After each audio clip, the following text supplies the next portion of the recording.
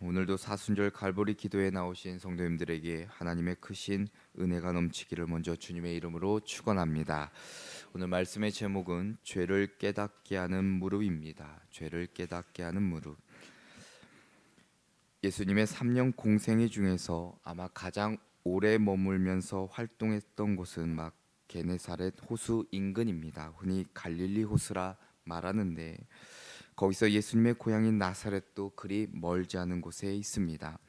예수님의 삶에서 이 지역은 조금 특별합니다. 마가복음은 예수님의 부활 이야기를 전하면서 갈릴리를 언급하기도 합니다. 예수님이 게네사렛 즉 갈릴리 호숫가에서 처음 하신 일이 바로 제자들을 부르신 사건입니다. 그 이야기가 오늘 본문 말씀입니다. 오늘 본문 말씀은 예수님께서 베드로와 그리고 다른 이들을 제자로 부르신 첫 번째 장면이 기록되어 있습니다. 그 중에 베드로는 예수님의 제자로 부름받는 첫 번째 인물로 기록되어 있습니다. 우리가 베드로라 하면 평생의 세 가지의 위대한 신앙 고백을 보게 됩니다. 그 첫 번째는 오늘 본문 8절의 말씀처럼 죄의 고백입니다. 주여 나를 떠나서서 나는 죄인으로소이다. 그리고 베드로의 두 번째 위대한 고백 중에 하나가 바로 믿음의 고백입니다. 마태복음 16장 16절에 보면 너희는 나를 누구로 아느냐라는 예수님의 말씀에 베드로가 주는 그리스도시요 살아계신 하나님의 아들이시니이다라는 위대한 고백을 남기게 됩니다. 그리고 세 번째는 사랑의 고백입니다. 요한복음 21장 15절부터 17절에 보면 내가 주님을 사랑하는 줄을 주님께서 아시나이다 라고 세 번의 고백을 남기게 됩니다. 이런 고백을 남긴 베드로가 예수님을 만나기 전에 갈릴리 어촌의 어부였습니다. 생계 유지를 위해서 날마다 배를 띄우고 고기를 잡아야만 했습니다. 예수님을 만나던 그날도 베드로는 생계 유지를 위해 밤새도록 일하였습니다. 그런데 5절에 보면 밤이 새도록 수고했다라고 기록하고 있습니다. 그런데 고기를 한 마리도 잡지 못했던 것입니다. 밤새도록 수고를 했지만 헛수고한 것이지요. 날이 밝고 더 이상 고기잡이를 할 수 없는 시간이 되어 이제 그물을 씻어가지고 집으로 돌아가려던 참이었습니다. 그때 예수님께서 그 바닷가에 나오신 것입니다. 언제나 그랬던 것처럼 예수님께서 가시는 곳마다 어느 때이곤 사람들이 몰려들게 되었습니다. 그날 아침도 일찍부터 예수님을 찾아온 많은 사람들로 인해 그 갈릴리 바닷가는 소란스러웠을 것입니다. 주님은 그물을 싣고 있던 베드로의 배에 오르십니다. 그리고 육지에서 조금 떼기를 요청하십니다. 베드로는 주님의 말씀에 그가 누구인지, 흔히 베드로가 오늘 말씀처럼 선생님이라 일컫는 그가 누구인지는 잘 알 수 없었지만 그 주님의 요청대로 응하게 됩니다. 그리고 예수님은 모인 무리들에게 말씀을 전하기 시작하십니다. 그리고 말씀을 마치신 예수님께서 갑자기 베드로에게 이렇게 말씀하십니다. 깊은 데로 가서 그물을 내려 고기를 잡으라. 고기를 잡기 위해 깊은 곳에 그물을 던지라라는 것은 어찌 보면 우스운 일이었습니다. 밤에 잡는 고기인데 해가 뜬 후에는 잡히지 않는 것을 베드로는 알고 있었기 때문입니다. 이미 고기를 잡을 시간은 훨씬 지났습니다. 그런데 다시 깊은 곳으로 가서 그물을 던지라라고 예수님이 말씀하신 것입니다. 이미 밤새도록 그물을 안 던져본 곳이 없을 정도로 다 던졌지만 한 마리도 잡지 못했는데 던져봐야 헛수고할 것이 뻔했기 때문입니다. 그때 베드로가 이렇게 대답합니다. 시몬이 대답하여 가로되 선생님이여 우리들이 밤이 맞도록 수고를 하였으되 얻은 것이 없지만은 내가 말씀에 의지하여 그물을 내리리이다. 말씀에 의지하여 그물을 내리리다. 이 말을 좋게 해석하면 그의 순종을 나타내는 말이지만 그의 마음속에는 하나마나 아마 뻔한 일일 것입니다. 내가 밤새도록 수고했는데 한 마리도 잡지 못한 이곳에서 다시 무슨 고기가 나오겠습니까? 그러나 내가 말씀이 좀 그러하니 한번 해보겠습니다 라는 마음일 것입니다. 그리고 전혀 기대하지 않고 그물을 던집니다. 그런데 그물이 찢어질 정도로 고기가 잡혔습니다. 베드로도 놀라고 그것을 보았던 모든 사람들이 놀랐을 것입니다. 밤새도록 한 마리도 잡지 못하다가 기대도 없이 그물을 던졌는데 상상할 수 없을 만큼의 고기가 그물에 걸린 것입니다. 감격과 놀라움 그 자체였을 것입니다. 그 감격의 현장에서 우리는 베드로의 행동을 주목하게 됩니다. 오늘 읽으신 누가복음 5장 8절의 말씀입니다. 시몬 베드로가 이를 보고 예수의 무릎 아래 엎드려 가로되 주여 나를 떠나소서 나는 죄인이로소이다. 베드로는 고기를 끌어올리던 손길을 놓고 주님의 발 앞에 무릎을 꿇습니다. 그리고 나는 죄인으로소이다라는 고백을 남기게 됩니다. 아마도 베드로는 말씀에 울었다는 말씀은 기록되어 있지 않지만 아마 울먹였을지도 모릅니다. 나 주여 나는 죄인으로소이다. 베드로는 그 기적의 현장에서 자신이 죄인임을 깨닫게 됩니다. 베드로는 밤새도록 힘써 수고했어도 한 마리도 잡지 못한 자신의 한계성 앞에 쓸쓸하고 허탈한 마음을 깊이 느꼈을 것입니다. 그런데 갈릴리 바다의 그 수많은 고깃대를 잡게 하신 바로 눈앞에 보이는 그분의 능력 앞에 자신이 죄인이라는 사실을 더 깊이 깨닫게 되었던 것입니다. 오늘 베드로가 예수님 앞에 무릎 꿇고 고백했었던 나는 죄인으로소이다라는 고백은 우리에게 영적인 도전과 더불어 귀한 깨달음을 주십니다. 오늘 본문 말씀을 통해 우리에게 주시는 은혜를 나누고 기도의 제목을 삼고자 합니다. 첫째로는 죄를 깨닫게 하는 무릎은 죄로 물든 자신을 발견하게 합니다. 죄를 깨닫게 하는 무릎은 죄로 물든 자신을 발견하게 합니다. 신앙생활에 있어서 가장 나약하고 연약한 삶이 하나님 앞에 섰을 때 그 연약함과 그리고 그 나약함을 깨닫고 자신의 연약성 그리고 자신의 죄악성을 인정하는 데서 신앙생활은 시작한다 말할 수 있습니다. 나는 죄인으로소이다 라는 베드로만의 고백이 아닌 십자가의 은혜를 받은 모든 성도들이 주님께 드려야 하는 고백이 될 것입니다. 베드로처럼 나는 죄인으로소이다의 이 고백이 없이는 우리는 주님의 은혜를 경험할 수 없기 때문입니다. 지금까지 베드로는 자신의 힘으로 산다 큰 소리치며 살았을 것입니다. 갈릴리 바다의 노련한 뱃사공으로 그 누구에게도 뒤질 수 없는 열심이 그에게 있었습니다. 경험이 있었고 노련함이 있었습니다. 그런데 자신의 노력은 밤새도록 헛수고였으나 주님의 그 말씀 한마디에 자신이 보게 되었던 그 놀라운 기적 앞에 그는 자신의 자만과 교만을 깨트리게 됩니다. 그리고 예수님 앞에 철저하게 회개하게 됩니다. 베드로의 일생일 때 가장 큰 사건은 예수님을 부인했던 일일 것입니다. 누가복음 22장 60절부터 62절에 나오는 그 이야기를 보면 예수님이 십자가를 지시기 위해 대제사장 가야바의 법정에 끌려가서 재판받을 때 베드로가 멀찍이 따라 들어갑니다. 그곳에서 예수님은 사람들에게 침뱉음을 당하고 매도 맞고 온갖 수모를 다 겪게 됩니다. 그러한 장면을 목격하면서도 베드로는 누군가 당신도 예수와 한패이지 않는가라고 물을 때 주님을 모른다라고 맹세하며 큰 소리로 저주하고 부인한 것을 우리의 말씀을 통해 보게 됩니다. 그런데 그 소리를 주님이 다 듣고 계셨다는 것입니다. 누가복음 22장 61절부터 62절에 보면 주님이 몸을 돌이켜 베드로를 물끄러미 바라보십니다.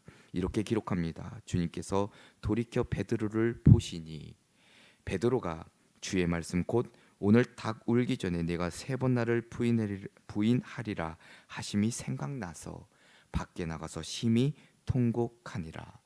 3번이나 모른다고 부인하던 베드로의 그 말을 다 듣고 계셨던 주님께서 베드로를 말없이 바라보실 때 베드로는 주님의 그 눈빛을 보았을 것입니다.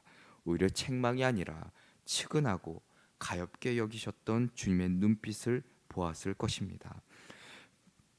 예수님은 베드로에게 이미 이전의 말씀을 이렇게 하셨습니다. 누가복음 22장 31절부터 34절에 보면 시몬아 시몬아 보라 사탄이 너희를 밀가부르듯 하려고 요구하였으나 그러나 내가 너희를 위하여 내 믿음이 떨어지지 않기를 기도하였노니 너는 돌이킨 후에 내 형제를 굳게 하라. 그가 말하되 주여 내가 주와 함께 오게도 죽는 데도 가기를 각오하였나이다. 이르시되 베드로야 내가 네게 말하노니 오늘 닭 울기 전에 내가 3번 나를 모른다고 부인하리라. 3년이란 세월 동안 주님을 따르며 제자로서 훈련을 받고 누구보다 더 큰 믿음을 갖고 누구보다 더 열심히 많았던 큰 소리 쳤던 그였지만 역시 주님의 은혜가 아니면 아무것도 할 수 없는 존재라는 것을 깨닫는 순간이었습니다. 사람이 감당할 수 없는 큰 은혜를 받으면 또 하나님의 놀라운 역사하심과 기적을 보면 자신의 죄, 자신의 허물이, 자신의 교만이 더 크게 보이게 됩니다. 우리가 사순절 십자가의 은혜를 기억할 때에 우리 역시도 단 한순간도 죄로부터 자유로울 수 없는 연약함을 고백하게 됩니다. 십자가의 은혜가 아니면 우리는 여전히 죄에 짓눌려 살아갈 수밖에 없을 것입니다. 베드로의 고백처럼 주여 나는 죄인으로소이다 라는 무릎으로 고백할 때에 하나님의 위로가, 하나님의 회복의 은혜가 우리 삶 가운데 늘 넘치게 될 줄로 믿습니다. 그 은혜에 감사하며 더욱 주님 앞에 무릎 꿇는 저와 여러분 되시기를 주님의 이름으로 축원합니다. 둘째로는 죄를 깨닫게 하는 무릎은 현실에 안주하지 않게 합니다. 현실에 안주하지 않게 합니다. 우리의 삶을 가만히 보면 두 가지로 나눠지는 것을 보게 됩니다. 그 중에 하나는 내 삶에 더 이상 발전이나 또한 도전이나 모험이 없는 지금 내 삶에 안주하는 삶이라 말할 수 있을 것이고, 또 하나의 삶이 있다면 삶의 이유를 늘 찾고 찾아서 고통과 때로는 역경을 인내하고 견디어내는 도전적인 삶으로 우리는 볼 수 있을 것입니다. 지금까지 베드로가 살아온 과거를 돌아보면 어부 생활을 한 것이 수십 년인데 똑같은 생활을 반복하고 있었는데 갑작스러운 예수님의 말씀에 당황해할 수도 있습니다. 그런데 시몬이 이렇게 대답하지요. 앞서 말씀드린 대로 내가 말씀에 의진하여 내가 그물을 내리리이다. 갈릴리 바다 구석구석을 다 아는 시몬, 아마도 예수님을 속으로는 비웃었을지도 모릅니다. 어찌되었건 베드로가 예수님의 말씀에 따르기로 하지요. 예수님은 시몬 베드로에게 익숙했던 그 환경과 그리고 익숙했던 방법을 버릴 것을 명령하고 계십니다. 사람은 누구나 자신에게 익숙한 환경 그리고 습관처럼 하는 일상생활을 행복하다라고 여깁니다. 그 생활이 편하기 때문입니다. 그러나 혁신이나 도전적인 것이나 창조적인 일을 위한 첫걸음은 익숙하고 편한 과거의 모든 것을 과감히 버리는 용기에서 시작된다는 사실입니다. 예수님이 깊은 곳으로 가라 말씀하고 있습니다. 이 깊은 곳이 어디일까? 원문에 보면 바닥이 없는 시면이라 말하고 있습니다. 고대 근동사에서는 시면이라는 것은 무시무시한 바다의 여신으로 등장합니다. 그 무질서한 바다, 어떠한 것도 삼켜버리는 괴물 같은 것을 연상케 합니다.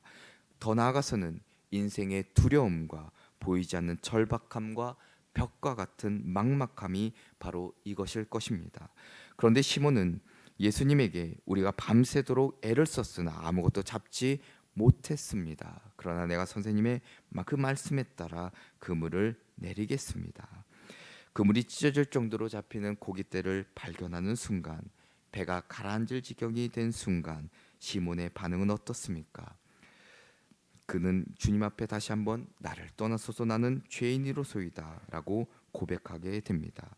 이것은 과거의 시몬의 자신이 가지고 있었던 과거의 그 습관에 된 모습을 버리는 것을 의미하기도 합니다. 시몬이 죄인이라 말한 이유는 무엇일까? 그 당시 때의 죄란 무엇을 말하는지 살펴보면 조금 이해가 될 수 있습니다. 먼저는 그 당시 때의 죄를 짓다라는 표현은 어떤 의미를 담고 있는가? 활이 관역을 빗나가다라는 의미를 담고 있습니다. 다시 말해 화살이 날아가는 그 정확한 궤적이 있어야 정확하게 그 맞출 수 있는데, 그러기 위해서는 평상시 몸을 단련하고 오랫동안 연습해야 한다는 것입니다. 또한 활을 쏘는 그 순간에 집중하고 실수를 범하지 않을 때에 명중할 수 있다는 것입니다. 그런데 화살이 빗나가는 것, 바로 이것을 죄를 짓다라는 의미로 하타라는 동사를 사용하고 있는데, 그렇다면 베드로가 자신을 죄인으로 말한 이유는 지난날 자신이 살아온 인생에 대한 후회에서 비롯된 고백이 된다는 것입니다. 예수님이 원하시고 바라던 그 길을 묵묵히 걸어오지 못했던 지난날에 대한 안타까움에서 비롯된 것이라 우리는 말할 수 있습니다. 현실에 안주할 때에 내 삶의 안락함과 그리고 편안함을 추구할 때에 우리 삶 가운데 죄된 모습을 깨닫지를 못하게 됩니다. 그리고 끊임없이 현실과 타협하며 살아가게 된다는 것입니다. 오늘 베드로의 모습을 통해 불안한 현실 그리고 보이지 않는 미래 때문에 현실에 안주하지 않고 늘 도전하는 삶이야말로 지난날의 죄된 모습에서 벗어나고 그리고 주님이 주시는 은혜가 우리 삶 가운데 충만한 삶으로 살아가는 축복을 허락해 주실 줄로 믿습니다. 끝으로는 죄를 깨닫게 하는 무릎은 포기하는 삶을 살아가게 합니다. 포기하는 삶을 살아가게 합니다. 오늘 말씀을 보면 베드로에게 예수님이 이렇게 말씀하십니다. 10절에 보니까 무서워하지 말라. 이제부터 너는 사람을 취하리라. 그리고 함께 있었던 야고보와 요한과 그리고 베드로가 모든 것을 버려두고 예수님을 따라가게 됩니다. 우리가 흔히 사명을 이야기할 때 우리는 보통 하나님의 일을 하기 위해서 원래의 직업을 포기하거나 때로는 목회자의 길이나 선교사로 부름받는 것을 사명이라 이야기합니다. 그것도 물론 사명입니다. 그런데 그것만이 사명이 아닙니다. 사명은 모든 직업과 그리고 인생살이에 해당된다 말할 수 있습니다. 그래서 마르틴 루터는 모든 직업이 하나님으로부터 사명을 받은 것이라고 말하기도 했습니다. 직업을 사명으로 받아들인다는 말은 직업을 물질적인 가치로 여기지 않는다는 뜻입니다. 늘 하나님의 영광을 위해 하나님과의 관계 안에서 생각하고 살아가는 것을 의미합니다. 우리의 삶을 사명으로 받아들이는 것이 말처럼 쉬운 것은 결코 아닙니다. 근본적으로는 자신이 이전에 소중하다고 여기던 것들을 때로는 버려야 하기 때문입니다. 때로는 포기할 줄 알아야 되기 때문입니다. 시몬 베드로를 비롯한 게네사렛 어부들은 배와 배에 속했던 모든 것을 버리고 예수님을 따랐다라고 성경은 기록하고 있습니다. 이 버림이 제자들에게 일관되게 나타나는 삶의 태도였습니다. 우리는 오히려 버리지 못하고 집착하게 만드는 세상에서 설령 버리고 싶은 마음이 들어도 현실적으로 불가능한 세상에서 살아가는 것을 보게 됩니다. 그러나 어떤 것을 버릴 수 있다는 것은 그것보다 더 소중한 것을 발견했다는 뜻이기도 합니다. 흔히 마태복음 13장 44절 이하에 보면 밭에 묻힌 보화의 비유가 등장합니다. 밭에 묻힌 보화를 발견한 사람은 자기의 소유를 다 팔아서 그 밭을 사게 됩니다. 값진 진주를 발견한 사람은 자기의 소유를 다 팔아 그 진주를 사게 되지요. 더 소중한 것을 발견했기에 그 이전의 것을 내가 움켜졌던 것을 버릴 수가 있습니다. 우리는 그 소중한 것을 발견하지 못하고 끝까지 죽을 때까지 끌어안고 사는지도 모릅니다. 예수님을 믿으면 모든 것을 실제로 당장 포기해야 한다는 말씀은 아닙니다. 중요한 것은 그것들이 상대적이라는 것이라는 사실을, 즉 이 세상에서 잠시 머무는 동안에 필요한 도구에 불과하다는 사실을 아는 것이 중요하다는 것입니다. 그러한 사람은 결정적인 순간이 왔을 때, 내가 더 소중한 것을 발견했을 때, 오늘 본문의 시몬 베드로의 일행에서 보듯이 모든 것을 포기할 수 있는 결단이 있을 수 있다는 것입니다. 죄인임을 깨달았을 때 지금까지 자신이 추구하고 움켜졌던 것이 결국 더 소중한 예수님을 발견한 순간 버릴 수 있었습니다. 그리고 예수님이 주신 그 사명을 발견하게 되고 그리고 그 사명에 순종할 수 있었습니다. 여전히 우리는 현실에 대한 불안감과 그리고 염려로 인해 물질이나 권력이나 명예를 추구하며 살아가게 됩니다. 그것이 결코 우리에게 요구하시는 삶의 모습이 아님에도 불구하고 때로는 세상과 타협함으로 세상의 유익과 만족을 쫓아 살아가는 우리의 모습을 보게 됩니다. 오늘 말씀을 통해 다시 한번 우리의 삶을 돌아보시고 결국 내가 죄인임을 깨닫는 것은 더 소중한 예수 그리스도를 발견하고 모든 것을 포기할 줄 아는 믿음의 결단이 오늘 저와 여러분의 삶 가운데 있게 되기를 주님의 이름으로 간절히 축원합니다. 기도하겠습니다. 우리의 연약함을 아시고 우리의 죄된 모습까지도 긍휼한 마음으로 보시는 하나님 아버지 감사합니다. 특별히 사순절 갈보리 기도회에 이 예배 가운데 저희들 나오게 하여 주시고 또 하나님이 주신 그 말씀으로 깨닫게 하여 주심을 감사합니다. 이 세상을 살아가면서 겪게 되는 많은 어려움과 문제 가운데서도 주님의 일하심과 주님의 은혜를 기대하며 참고 인내하는 저희들 되게 하여 주옵소서. 오늘 베드로와 그 일행의 행동과 그 말처럼 늘 죄를 깨닫게 하는 무릎 우리에게도 있게 하여 주시사 늘 현실에 안주하지 않고 죄된 우리의 모습을 다시 한번 보게 하여 주시고 하나님 앞에 무릎으로 기도하고 용서를 구할 때에 십자가의 그 은혜로 우리를 깨끗게 씻어 주시며 또한 우리에게 사명을 허락하여 주셔서 다시 한번 주님의 일에 감당하는 저희들 되게 하여 주옵소서. 하나님 주님 전에 나오며 빈손으로 나오지 아니하고 오늘도 간절한 기도 제목을 담아 11조와 감사의 물 1,000번째로 드린 손길들을 기억하여 주시고 드린 손길들마다 하늘의 신령한 복과 이 땅 가운데 마르지 않는 은총을 허락하여 주옵소서. 주 예수 그리스도의 이름으로 기도합니다. 아멘.